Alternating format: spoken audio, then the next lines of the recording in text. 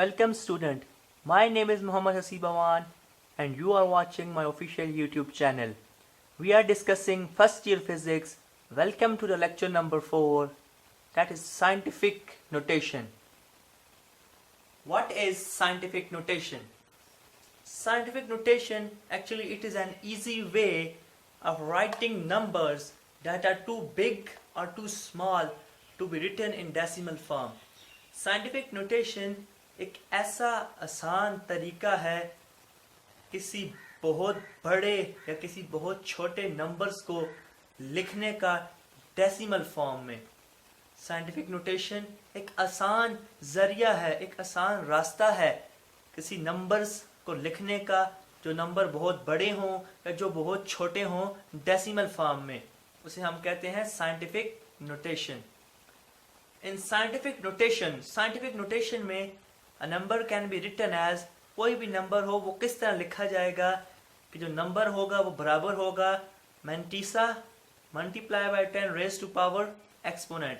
Generally जो number होगा वो किस फॉर्म में लिखा जाएगा, मैंटीसा की फॉर्म में, और मैंटीसा के साथ प्रोडक्ट में आएगा 10 की पावर एक्सपोनेंट यानी 10 रेज टू सम पावर. इसको आप समझेंगे, एग्जाम्पल देखते हैं. If you have right human contains 7 into, अगर आप मतलब इस तरह लिखें, देखें हमारे पास ये एक फिगर है, ठीक है, 7 इंटू 3 6 9 12, आगे 12 जीरो हैं, 7 के आगे 12 जीरो हैं. इतने इंसान के अंदर एटम्स हैं, ठीक है. कितनी मुश्किल है इसको पढ़ना भी, इस टाइम को कितना मुश्किल है, इतने इंसान में एटम्स हैं. लेट कर लेते हैं वैसे तो इस इतनी बड़ी डिजिट को लिखने के लिए 7 के आगे 12 जीरो जब हम लिखेंगे, इतनी बड़े यूनिट को लिखने के लिए ये टाइम कंज्यूमिंग होगा.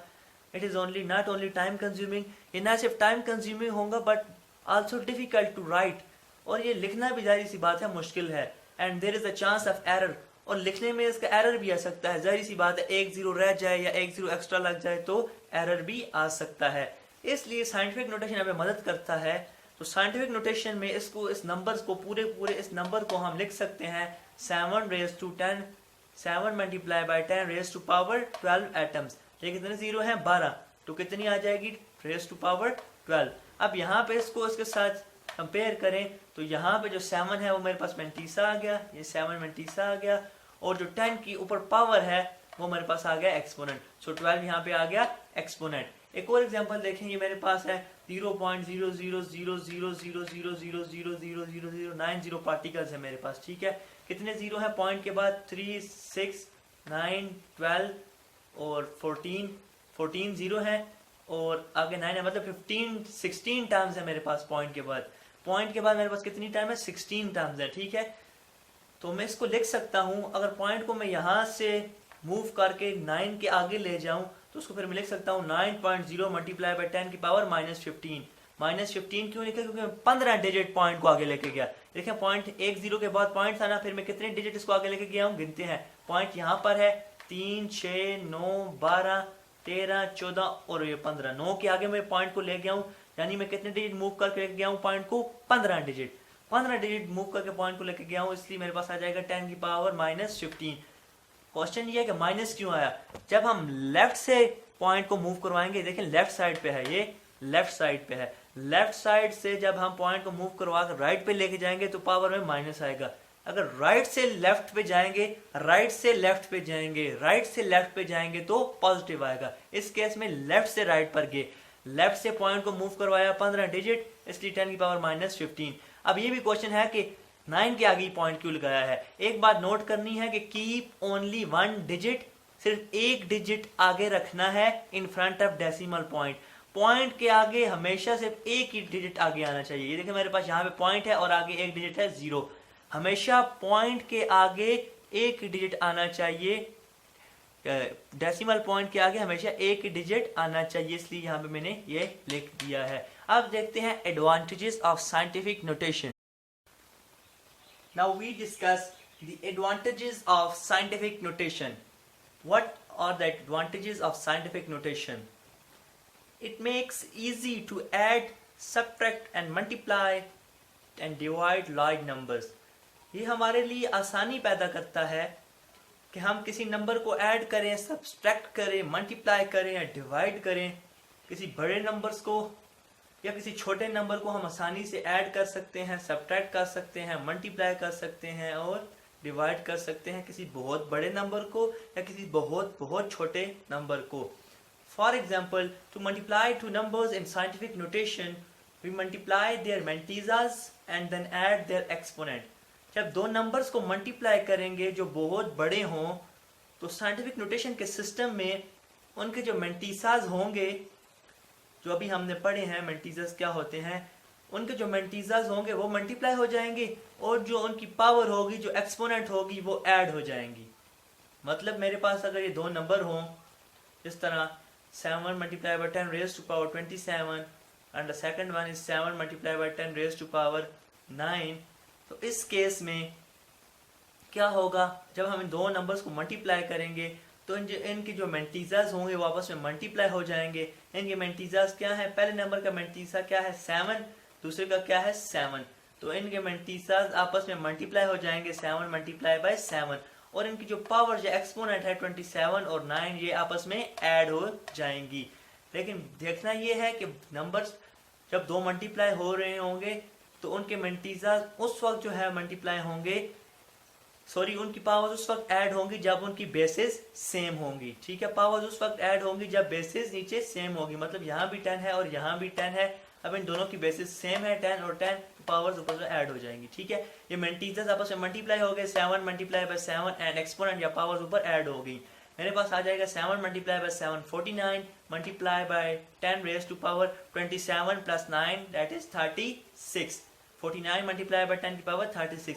यहाँ तक भी ठीक है, लेकिन पॉइंट की बात मैंने आपको पहले बताई है कि देखें यहाँ पे आपको पॉइंट नजर नहीं आ रहा, तो यहाँ पे पॉइंट कहाँ पे है, पॉइंट 49 के बाद है यहाँ पे, इसलिए हम पॉइंट यहाँ पे नहीं लिखते, क्योंकि जब हम कोई नंबर लिखते हैं जैसे 73 74 तो पॉइंट कहाँ पे होता है 74 के बाद, यहाँ पे पॉइंट कहाँ पे है 49 के बाद। तो यहाँ से अगर मैं पॉइंट को मूव करवा के यहाँ पे ले आऊँ, यह बात मैंने पहले भी आपको बताई थी कि डेसिमल पॉइंट के आगे एक डिजिट लाजमी होना चाहिए, तो इसलिए मैं पॉइंट को यहाँ पीछे नहीं ला रहा, 4 से पीछे नहीं ला सकता, क्योंकि डेसिमल पॉइंट के आगे एक डिजिट कम से कम होना चाहिए। तो 49 से मैं पॉइंट को उठा के यहाँ पे ले आया हूँ तो ये बन जाएगा 4.9, यानी मैं राइट से लेफ्ट पे ले आया हूँ, राइट से डेसिमल पॉइंट को उठाकर लेफ्ट पे ले आया हूँ। 49 से मैं यहाँ पे यहाँ से पॉइंट उठाकर यहाँ पे ले आया हूँ, 49 से मैंने 4.9 बना दिया, यानी मैंने राइट से लेफ्ट पर ले आया हूँ। जब राइट से लेफ्ट पर ले आया हूँ तो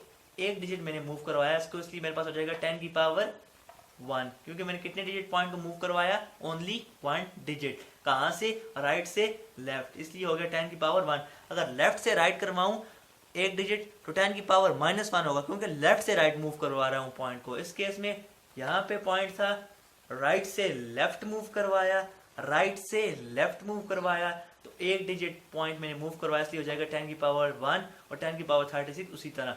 फिर वही होगा कि देखें बेसिस सेम है 10 और 10, ठीक है, ये सॉरी बेसिस सेम है और देखें ऊपर जो इनकी पावर है एक्सपोनेंट है वो जमा हो जाएंगी, 36 + 1 37। मेरे पास फाइनल आंसर आ जाएगा 4.9 multiply by 10 raise to power 37, that is our answer.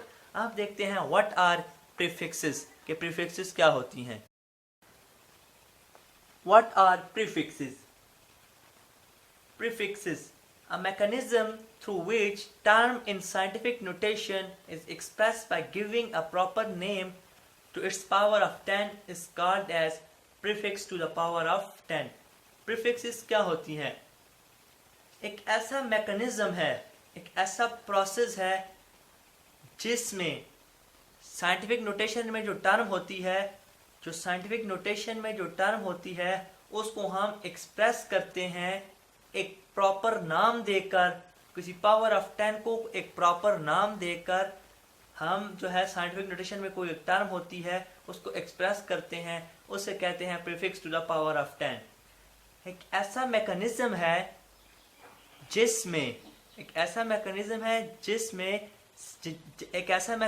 जिसमें साइंटिफिक नोटेशन में जो कोई टर्म होती है उसको हम किस तरह एक्सप्रेस करते हैं कि उस टर्म को हम एक प्रॉपर नाम देते हैं, उस पावर ऑफ 10 को हम जो है प्रॉपर नाम देते हैं, उसे कहते हैं prefix to the power of 10। या फिर इसकी डेफिनेशन इस तरह कर सकते हैं कि writing numbers in standard form, जब हम किसी नंबर को एक स्टैंडर्ड फॉर्म में लिखते हैं, एक स्टैंडर्ड प्रीफिक्स में लिखते हैं, एक स्टैंडर्ड जो है पावर ऑफ 10 में लिखते हैं, उस पावर ऑफ 10 को कोई नाम दिया जाता है, वो एक स्टैंडर्ड होता है। तो नंबर्स को जब हम स्टैंडर्ड फॉर्म में लिखते हैं उसे कहते हैं prefixes. For example length of wood is 5 multiply by 10 raise to power -3 metre. मेरे पास एक वुड है, उसकी लेंथ है 5 multiply by 10 raise to power -3 metre.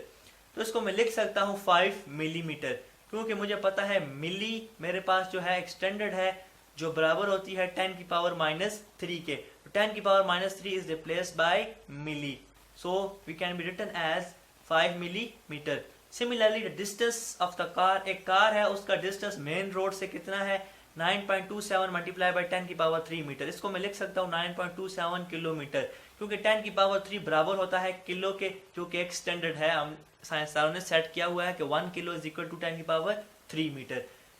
कुछ प्रीफिक्सेस बताई गई हैं टेबल में, वैसे तो बहुत सारी प्रीफिक्सेस हैं, कुछ बताई गई हैं। पहली है yotta, second one is zetta, third one is exa, fourth one is peta, tera, giga, mega. इसके बाद आ जाती है हमारे पास, मैंने यहाँ तक ही लिखी है, इसके पास वैसे हमारे पास आ जाती है किलो, ठीक है। किलो के बाद आपके पास आ सकती है हेक्टो, डीका, टीसा, centi, milli, up to so on. Yotta का जो डेसिमल मल्टीप्लायर होगा या इसकी जो वैल्यू होगी वो होगी 10 की पावर 24, जीटा की 10 की पावर 21, एक्सा 10 की पावर 18, पीटा 10 की पावर 15, टेरा 10 की पावर 18, गीगा 10 की पावर 9, मेगा 10 की पावर 6, इसी तरह किलो 10 की पावर 3, फिर 10 की पावर 2, फिर 10 की पावर 1, फिर इस तरह माइनस में हम आ जाएंगे। सिंबल इसकी क्या होगी, सिंबल्स आपको नजर आ रही हैं, मैंने लिखी हुई है Y Z E P T G M, kilo की K, इस तरह up to so on. I hope आज का लेक्चर आपको समझ आया होगा। कोई डिफिकल्टी हो तो आप कमेंट सेक्शन में पूछ सकते हैं। Please like, share and subscribe my channel. Keep support.